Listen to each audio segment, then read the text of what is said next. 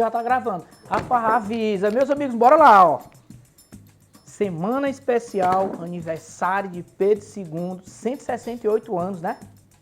É isso aí. O Dr. Cast vai trazer para vocês direto da toca. Direto da toca. Pierre, vamos falar sobre o início de tudo. Fundação de Pedro II. Onde foi que surgiu Pedro II? E nada mais, nada menos do que essa figura. Professor Hernani. Tudo bom, professor? Tudo bem. Vamos falar Tranquilo. sobre essa história, como foi que Na hora. surgiu, de onde foi que saiu Pedro II. Muita gente não sabe de onde foi que veio tudo isso. Sem dúvida. Então, assim, o município de Pedro II, ele se situa, como todo mundo sabe, no nordeste do Brasil, na região dos Cocais. E, oficialmente, há a história de que ele foi fundado há cerca de 168 anos atrás por irmãos Pereiras. Seriam 2 irmãos, mais um primo, mais um conhecido. Esta versão, eu não discordo dela, acho interessante, embora não haja nenhum livro oficial de Pedro II, é a versão que roda por aí. No entanto, se você imaginar o seguinte, 4 homens brancos andando a pé, sertão adentro, por cerca de 160 léguas, não há condição. Nem hoje em dia as pessoas não viriam a pé de Teresina para cá sem mais nem porquê. Então, a gente precisa dar um basta aí, uma parada para pensar a coisa mais logicamente. Então, a ideia é que com os irmãos Pereira você teria que ter batedores, conhecedores da região, pessoas que compreendiam e entendiam a flora e a fauna. E quem seriam essas pessoas? Seriam ameríndios e negros escravizados. Então, quando você incorpora a essa versão dos irmãos Pereiras, com batedores, conhecedores de fauna e flora e tudo mais, você começa a compreender que aí sim a caravana seria possível. Outro ponto interessante, você vai aqui na Lapa e você encontra inscrição rupestre de 12.000 anos. Cabral chegou ao Brasil há 500 anos. Eles já estavam aqui há 11.500 anos. Ou então há 11.800 anos antes dos irmãos Pereira. E por que estavam na Lapa? Porque a Lapa ela constitui um corredor ecológico. Você vem do Ceará, passa pela Lapa, passa pela cidade de Pedro II, segue para Piripiri e se bifurca. Teresina de um lado e Parnaíba do outro. Inclusive esse corredor ecológico, ele funcionava para que estas hordas de pessoas da pré-história fossem sobrevivendo. Como aqui é uma região árida, seca, tem o regime de chuvas. Então você tinha os grupos humanos indo desde o Ceará, descendo até Teresina, no que hoje é Teresina, e outros também até Parnaíba, onde hoje é Parnaíba. Então você imagina isso dentro do mato, da caatinga, de pequenas formações rupestres.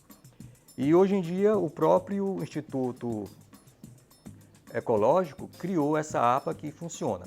Muito bem, então os irmãos Pereira foram, nesse sentido, os primeiros brancos de origem europeia a virem por cá.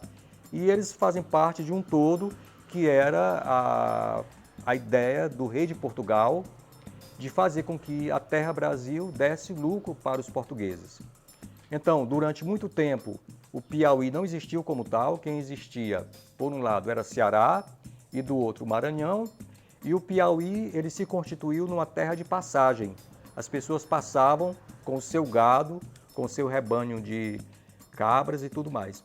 A partir daí você teve a criação de fazendas, a mais famosa a fazenda de Mocha, onde hoje é Oeiras, que foi a primeira capital do Piauí. Então, dessa maneira, eu preciso dizer que a história de Pedro II ela tem que ser repensada, dinamizada, para incorporar, juntamente com esta versão que eu chamo irmão pereiriana, uma outra vertente muito importante, que é a inclusão do negro de origem africana, mesmo já nascido no Brasil, e dos ameríndios. Tanto é que as próprias inscrições da Lapa, elas mostram elementos pictóricos, desenhos, que remontam a esta visão da existência dos ameríndios, como agora a gente tem esse resgate do Museu Indígena da Comunidade de Nazaré, cujo cacique é o meu querido amigo Henrique. Então é isso. Quer dizer, durante muito tempo eu achei que quando Pedro II tivesse uma série de pessoas formadas, sobretudo em história, geografia, a gente faria aqui praticamente todos os anos, 2 vezes por ano, encontros para se debater as questões de Pedro II. Eu ainda acredito nisso, já realizamos algumas coisas assim, mas eu queria que isso fosse mais constante. E aí sim, você terá ou teria a discussão de que o município de Pedro II, ele é praticamente único no mundo, porque ele foi a cidade, a sede, ela fica entre 4 olhos d'água: Bananeira, Pirapora, Pimenta e Buritizinho. Quer dizer, isso não é à toa.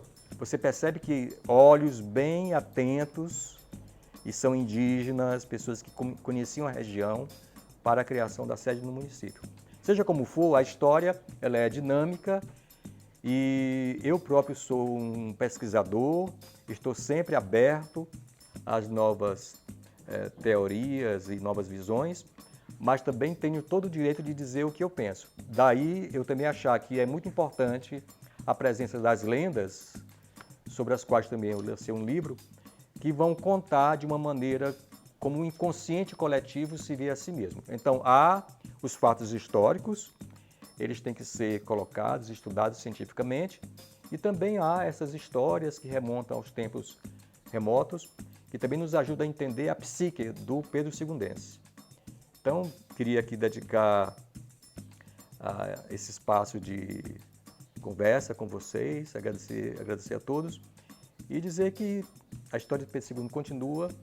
De qualquer maneira, são 168 anos da presença do elemento europeu, mas são também 12 mil anos da presença dos povos originários. E estes povos ainda não tiveram a sua história devidamente contada. Eu vou fazer o esforço, faço o esforço todo para que isso também seja relatado, porque é uma questão de adensar profundamente nas nossas identidades culturais.